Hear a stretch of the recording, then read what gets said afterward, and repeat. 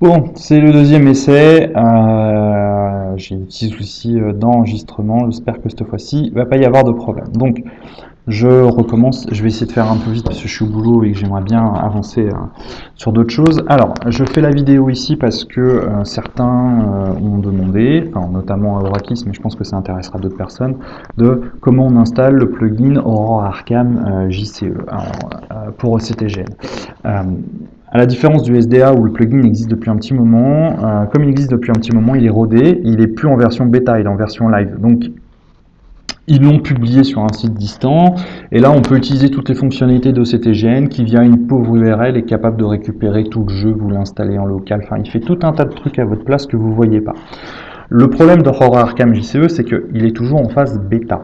Comme il est en phase bêta, il n'est pas publié puisqu'ils sont en train de le développer. C'est-à-dire que même moi, je l'ai utilisé, le plugin, il y a encore des choses qui ne fonctionnent pas. Alors, c'est utilisable, on peut jouer, ça se joue bien, je l'ai fait, mais il manque plein de petits trucs. Donc, à partir de là, ils ne l'ont pas publié. Donc, toutes ces fonctionnalités qui sont faites à votre place, vous ne les avez pas. Donc, il faut le faire à la mano, manuellement. Alors, pour ça, il faut d'abord récupérer ce qu'on appelle le code source, c'est-à-dire les fichiers qui contiennent le code qui va permettre à OCTGN de faire marcher votre plugin. Comme je vous l'ai expliqué, comme c'est pas mis sous un repo distant, rien n'est automatisé. Donc, une fois que vous avez ce code source, ce n'est que des pauvres fichiers texte. Donc, dans un premier temps, il faut le compiler, c'est-à-dire traduire ce fichier texte dans un langage que la machine et qu'OCTGN est capable de comprendre pour faire marcher votre plugin, et installer ce code au bon endroit pour que OCTGN le comprenne et vous donne accès à tout ce dont vous avez besoin. Alors, deux choses, il faut d'abord récupérer ce code source. Ce code source, moi j'ai pas accès à internet ici, apparemment ils ont bloqué pour les ordinateurs portables, c'est comme ça, on va pas refaire le monde.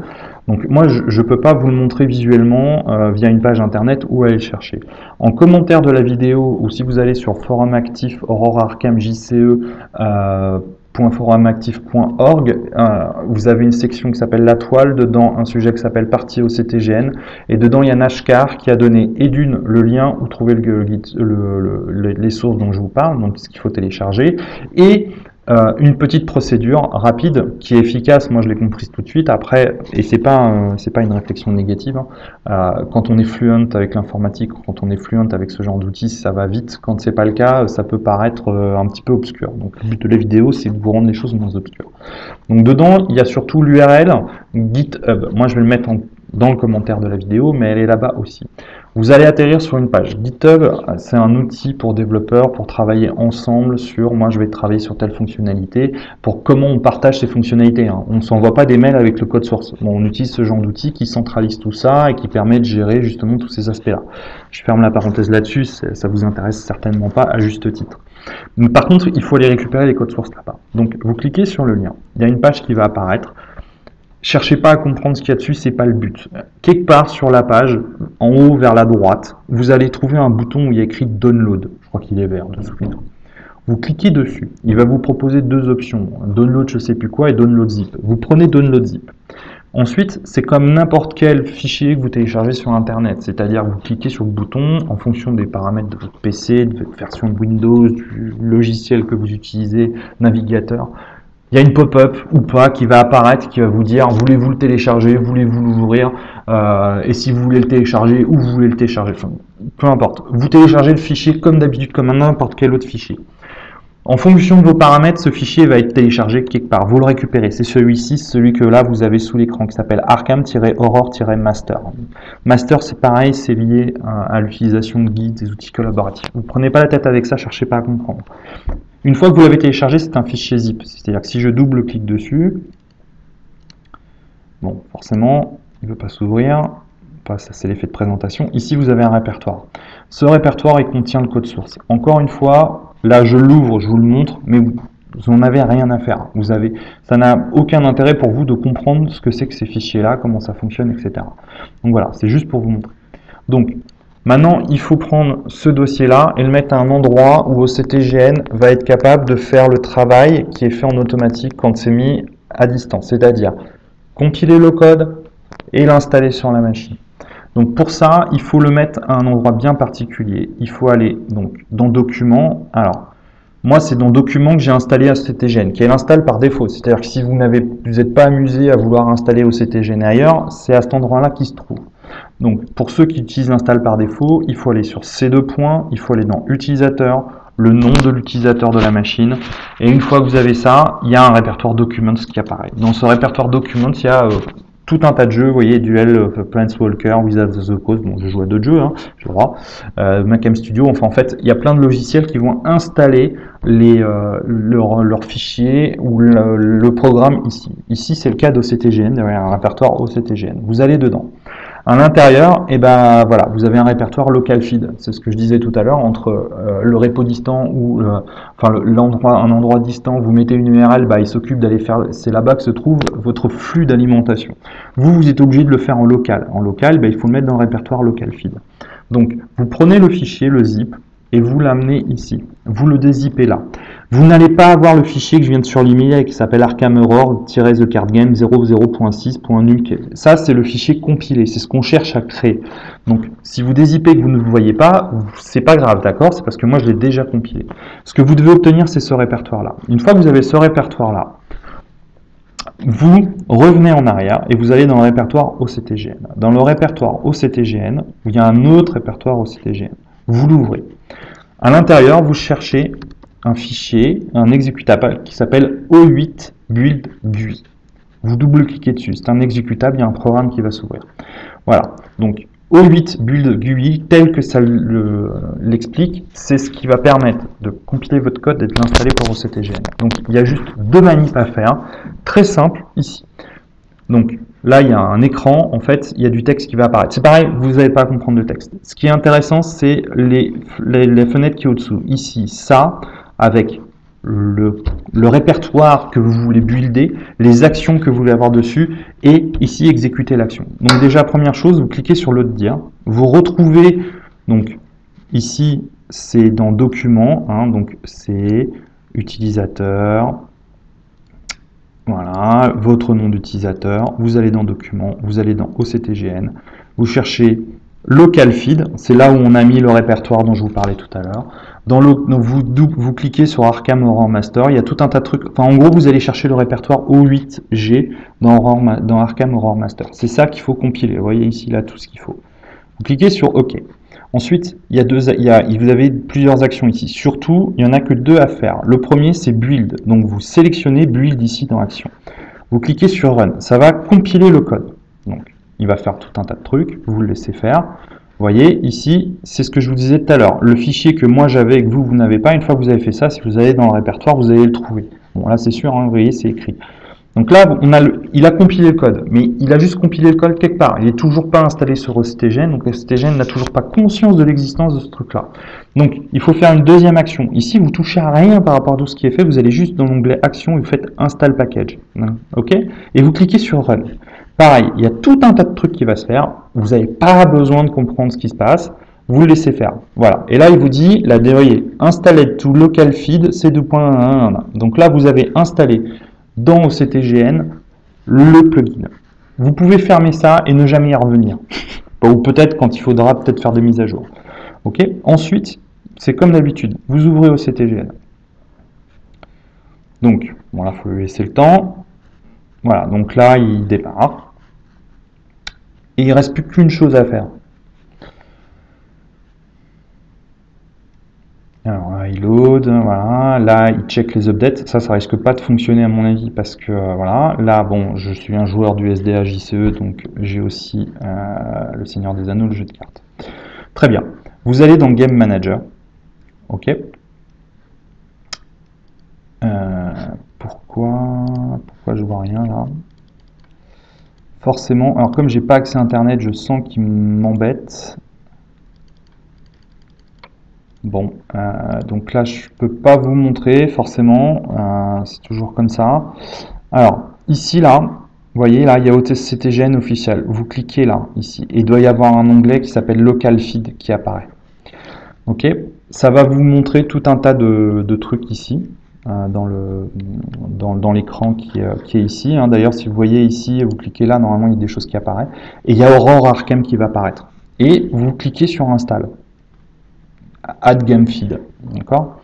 et ça va installer, mais là on est exactement dans la même procédure que le SDA JCE. C'est-à-dire que dans le SDA JCE, vous avez installé un feed qui est un feed distant, qui apparaît dans la liste qui est là et qui vous permet de l'installer. D'accord? Ici, vous allez avoir un répertoire qui s'appelle Local Feed, vous cherchez à l'intérieur et vous allez trouver Aurora Arkham. Et vous cliquez sur le bouton installer. Une fois qu'il est installé, c'est fini. C'est bon, vous avez tout. Il faut installer les images packs. Moi, je les ai buildées en VO, je les partagerai à ceux qui ont envie. Voilà, la seule chose que je demande pour ça, c'est par respect, c'est qu'il faut avoir acheté le jeu. Parce que si vous n'avez pas acheté le jeu, je trouve ça un petit peu fort de café de jouer au jeu comme ça gratuitement sans avoir acheté le jeu à la base. Voilà, bon, ça, c'est après, chacun vit avec sa conscience. Voilà, et ensuite, une fois que vous avez fait ça, vous cliquez ici. Alors, je vous montre le deck editor. Alors, allez pas sur ArkhamDB, ça sert à rien. Le plugin OCTGen, il n'est pas fait. Comme il n'est pas fait, le fichier décharger les fichiers OCTGen d'ArkhamDB, ça ne marche pas, les imports ne fonctionnent pas. Donc, ici, vous faites New Deck, on est obligé d'utiliser le deck editor tout pourri d'OCTGen, mais c'est comme ça. Vous faites Arcar Orcom Game. Donc là, moi, quand vous avez plusieurs types de jeux, il faut sélectionner quel type de deck. Et là, vous allez avoir toutes les cartes. Moi, comme je dis, j'ai installé une image pack, donc je les ai tous. Ici, deux choses, vous pouvez loader, donc si vous faites load, que vous allez ici, là c'est le répertoire OCTGen des decks, vous allez dans Arkham Horror The Card Game, vous avez 0 à 1 corps, et à l'intérieur vous avez par exemple les decks de base, qui sont proposés dans la boîte de base. Donc si vous ouvrez, ici vous avez comment s'appelle, le deck par défaut, ok, qui est créé, voilà. Après, donc, si vous créez un nouveau deck, c'est pas plus compliqué que non. Voilà, donc là, vous faites ce que vous voulez, vous allez chercher vos investigateurs, enfin ça c'est comme d'habitude. Alors juste petit truc qui est important, dans le jeu de cartes physiques, vous savez, vous avez de votre carte investigateur, vous avez une petite carte à côté, une mini-carte qui vous permet de vous dire dans quel lieu vous êtes, et quand on est en multi, savoir qui a joué, etc. Il faut l'ajouter vous, elle ne va pas être ajoutée manuellement. Donc par exemple, si je rejoue Roland Banks, je veux dire, mon investigateur c'est Roland Banks, et vous allez plus loin, tout en bas ici, mais après je ne me rappelle plus sous quel type elles ont été mises. Voilà. Donc ça c'est les chaos tokens, vous vous en occupez pas. Ici c'est type mini, et vous allez chercher donc ça c'est le derrière, moi je ne l'ai pas fait. Donc voilà. Vous prenez cette carte là qui est mini et vous le mettez en dessous d'investigateur. Donc vous voyez ici, c'est la carte investigateur, et là c'est votre mini-carte. Vous allez voir, je vais loader une partie, et vous allez voir, si vous ne faites pas ça, cette mini-carte elle apparaît pas, ça va vous gêner. Donc mettez-la dedans, elle sera loadée automatiquement. Ok, donc après vous sauvez votre deck, comme d'habitude pour ceux qui ont l'habitude de CTGN. Voilà, donc non. Ensuite, vous démarrez une partie. Voilà, donc là je vais vous la démarrer, et je vais vous montrer comment ça fonctionne. Parce qu'il y a des petites particularités, il y a plusieurs choses à loader avec un deck, il y a plein de raccourcis qui n'existent pas, des raccourcis qui ne fonctionnent pas, donc encore une fois c'est une bêta, donc il faut s'y faire. Vos investigateurs ils vont être a priori dans cette zone de jeu qui est là. Ici c'est ce qu'ils appellent eux la zone de menace. Là vous allez avoir le deck Act, le deck Intrigue, la carte, d'accord, qui indique la difficulté. Et tout le reste, vous en faites un peu comme vous voulez, c'est ici qu'on va mettre les lieux, etc. Donc quand vous loadez votre deck à vous, donc moi je l'ai mis, j'ai un deck Wendy, voilà, je l'ouvre, il va mettre ici, tout en bas, dans la zone que je vous ai décrit comme étant la zone investigateur, voilà, donc vous voyez là, Wendy et sa mini-carte, ok, super important, sans cette mini-carte, vous ne pouvez pas vous balader, voilà, donc là vous avez votre deck habituel. Alors, qu'est-ce qui marche comme raccourci? Vous avez CTRL-D qui vous permet de piocher, sinon vous double-cliquez ici. Ne faites pas de CTRL-N pour nouveau tour. Le nouveau tour ne fonctionne pas. C'est-à-dire que là, ou dans le SDA JCE, ou même dans les autres jeux, vous avez ce raccourci qui dit fin de tour, qui va vous générer peut-être automatiquement une ressource, faire piocher une carte, ça dépend des jeux, peu importe. Ici, ça ne fonctionne pas, on est dans une bêta. Donc, vous pouvez faire nouveau tour, ici, en cliquant là, d'accord, ça va mettre turn on, mais ça ne déclenchera rien sur vos cartes. Ça ne fera pas, ça ne démarrera pas. Et si vous faites CTRL-N, je crois que ça ne fonctionne même pas. Vous voyez, là, on se prend une erreur. C'est pour ça que j'insiste sur le fait que c'est une bêta. Donc, il y a plein de choses qui ne vont pas aller, qui n'ont pas encore implémenté. Voilà. Donc, ça, c'est fait, c'est expliqué. Il n'y a pas grand-chose de plus à vous dire pour l'instant. Ensuite, vous allez loader votre scénario. C'est pareil, c'est comme Lord of the Ring, Arkham Horror. Vous allez dans le corps et à l'intérieur, vous avez 3 scénarios qui sont ici. Donc par exemple, je prends The Gathering, et automatiquement, il va me mettre ici le deck Act, et ici le deck Intrigue. D'accord?